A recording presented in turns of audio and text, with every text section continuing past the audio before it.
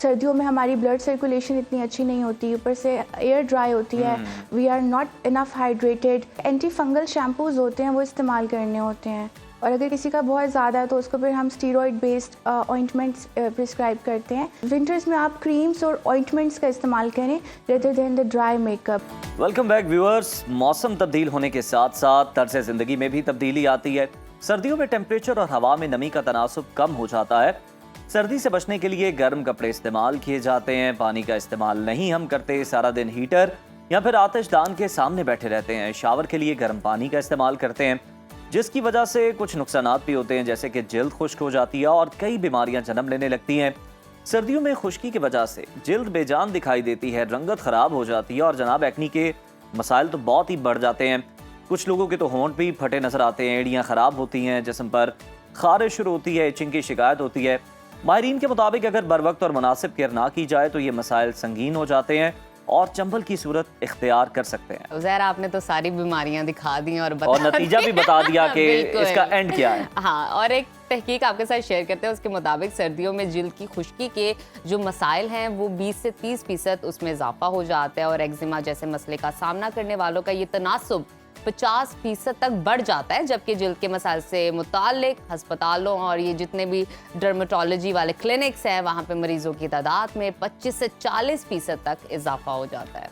सर्दियों में जिल्द को तरोताज़ा रखने और मसाइल से कैसे बचा जा सकता है, इसी पर डिस्कशन करने के लिए हमारे साथ मौजूद है, हमने दावत दी है माहिर अमराज से जिल्द डॉक्टर आयशा तारिक साहिबा को। डॉक्टर आयशा, वेलकम टू सुनो पाकिस्तान।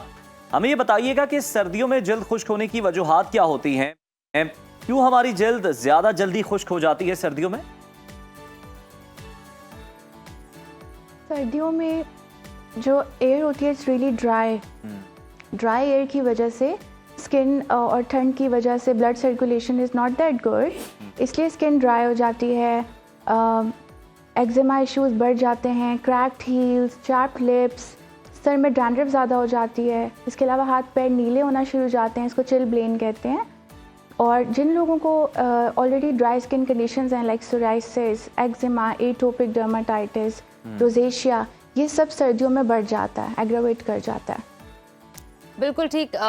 डॉक्टर आयशा, मुझे ये बताइए कि जिस तरह कोई भी बीमारी लगने से पहले उसके सिम्टम्स नज़र आने लग जाते हैं। अगर खुश्की आपको हो रही है तो डेफिनेटली उसके सिम्टम्स कहीं ना कहीं नज़र तो आने लग जाते हैं, लेकिन हम उसको इग्नोर कर देते हैं। तो अलामात मुझे बताइएगा वो कौन सी होनी चाहिए जिसको देखने के बाद हमें फौरी तौर पर डॉक्टर से रुजू करना चाहिए?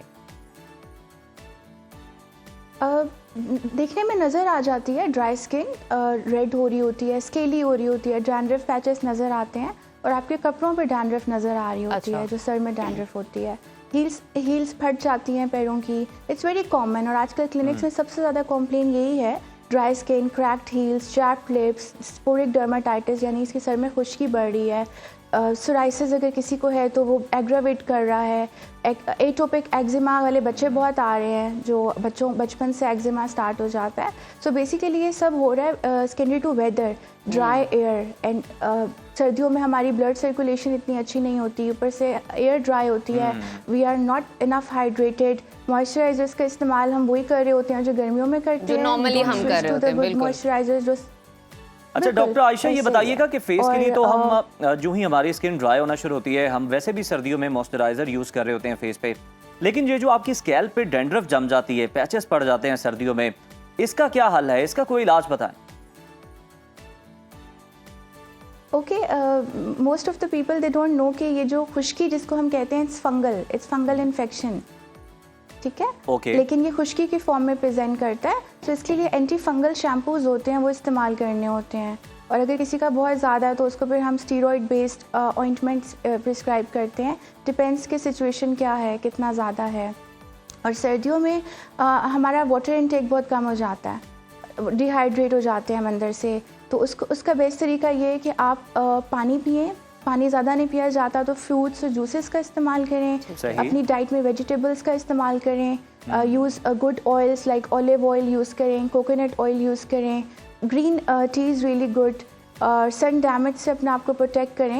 And there is a misconception कि लोग गर्मियों में सन ब्लॉक को बहुत ज़्यादा इस्तेमाल करते हैं और विंटर्स में आते ही वो सन ब्लॉक को यूज़ करना छोड़ देते हैं, जिसकी वजह से आप देखेंगे कि सर्दियों में स्किन टैनिंग ज़्यादा हो जाती है। सो नो मैटर कि गर्मियाँ हैं या सर्दियाँ हैं, sun block is equally important.